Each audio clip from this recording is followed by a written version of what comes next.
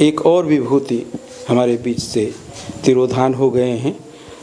कथावाचक भागवत भूषण हेमचंद्र ठाकुर जी। हेमचंद्र ठाकुर जी संस्कृत के अच्छे विद्वान थे।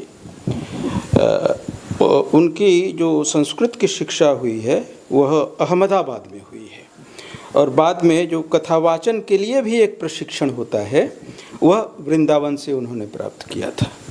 और कम से कम 40-42 वर्ष कम समय नहीं है।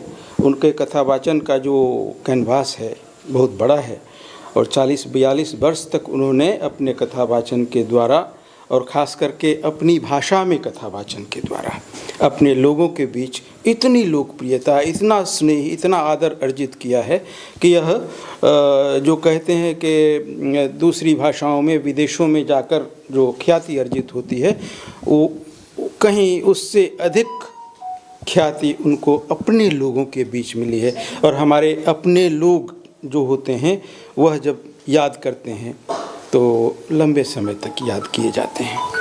तो इन्हीं शब्दों के साथ मैं अपनी श्रद्धांजलि दोनों विभूतियों के प्रति देता हूँ। और नमस्कार। स्वर्गीय पंडित हेमचंद्र ठाकुर जी, जिनके बारे में मैंने जाना, बहुत सारी लोक कथाओं के माध्यम से लोगों को जागृत करते रहे। विशेष रूप से सनातन धर्म कहा जाता है कि जो धारण करने योग्य है, जो हमारा आचरण में शामिल है, वही हमारा धर्म है। और मानव धर्म सर्वोपरि होता है। चाहे किसी भी धर्म के अवलंबी हम हों, लेकिन मानव धर्म हमारे लिए सर्वोपरि है। उन्होंने न केवल शिक्षा के क्षेत्र में संस्कृत के विद्वान के साथ साथ वे धार्मिक, सामाजिक और विकास के कार्यों से जुड़े रहे। अपने गांव और आसपास के क्षेत्रों के हमेशा लोगों को जागरूक करने का काम, लोगों को विकास के मुख्य धारा में शामिल करने का उन्होंने काम किया है।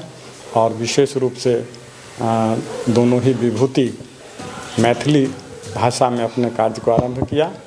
और जहाँ तक शारदा सिन्हा की बात है, उन्होंने हिंदी, बज्जिका, भोजपुरी, मगही आदि में भी अपने गाने को प्रस्तुत किया।